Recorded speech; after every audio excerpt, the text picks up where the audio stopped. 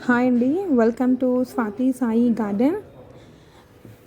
ఇక్కడ నేను మీకు మా గార్డెన్ షో చేస్తానండి. ఒకసారి చూడండి. ఇది బిటర్ గార్డెన్ కాకరకాయ ప్లాంట్, లెమన్ ప్లాంట్.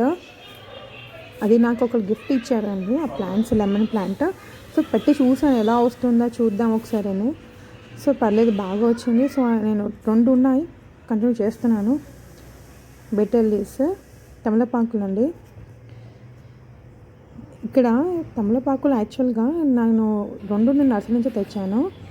ఫస్ట్ 1 తెచ్చినప్పుడు నాకు అంతగా వర్కౌట్ అనిపించలేదు. సో యాక్చువల్గా ఇప్పుడు చూడండి, కొంచెం పురుగు లేదండి అసలు. నేను దీనికి ఇచ్చింది బనానా ఫర్టిలైజర్, ఇంకా చోహాన్కి ఇప్పుడిప్పుడే యూజ్ చేస్తున్నాను. జస్ట్ 1 లిక్విడ్ మాత్రమే ఇచ్చాను ఇప్పటి వరకు నేను. క్రోటాన్ ప్లాంట్ కానీ ఫర్టిలైజర్స్తో పాటు మనం పెస్టిసైడ్స్ కూడా ఇస్తేనే బెటర్. నేను ఇచ్చానండి దానికి, బికాస్ బ్లాక్ డాట్స్ వచ్చాయి.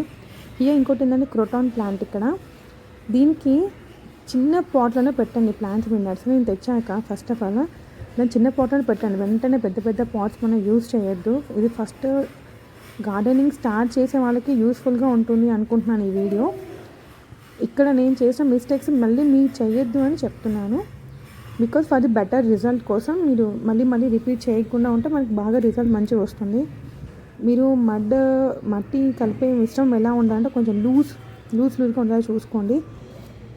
అని క్రోటాన్ ప్లాంట్స్కి మనం ఫ్రీక్వెంట్గా వాటర్ ఎక్కువ పోయేది అనేది. So indoor plant. ఇక్కడ నాకు డైరెక్ట్ సన్లైట్ తగ్గలదండి, ఇండైరెక్ట్గానే వస్తుంది. జస్ట్ లైట్ ఉంటుంది అంతేను. ఇక్కడ మట్టి చూసారా, డ్రై అయిపోయి కొంచెం అంటుకున్నట్టుగా ఉంటుంది. సో అప్పుడు వాటర్ పోయినండి 2 days 3 days. ఈ టైం ఈ స్పెషల్ రెయినీ సీజన్లో మాత్రం 3 times 3 days తర్వాత పోస్తాను. ఇది క్రోటాన్లో ఇంకొక టైప్ అండి. ఇది నేను రీపాట్ చేశాను యాక్చువల్గా, అందుకని మొత్తం పోయింది.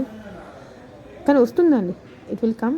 కానీ కొంచెం పెద్ద పాట్ పెట్టేశాను నేను, అంటే సో వాటర్ ఎక్కువ పోయేసాను కాబట్టి అది పోయింది. పోలేదు, జస్ట్ నేనే లీవ్స్ అన్నీ తీసేసాను వాంటెడ్గా. అలా చచ్చిపోయినట్టుగా అనిపిస్తే లీవ్స్ అన్ని తీసేసి దానికి మళ్ళీ బాగా ఏమంటారు గోపేడ ఉంటుంది కదండి, కౌడంగ్ పెట్టాను లోపల పెట్టి మళ్ళీ రీపోర్ట్ చేశాను నేను దాన్ని. కౌంటింగ్ బాగా పనిచేస్తుంది క్రోటానికి అని విన్నాను నేను. సో కొంచెం పెద్ద పాట్లో పెట్టిన అదే మిస్టేక్ నేను చేశాను.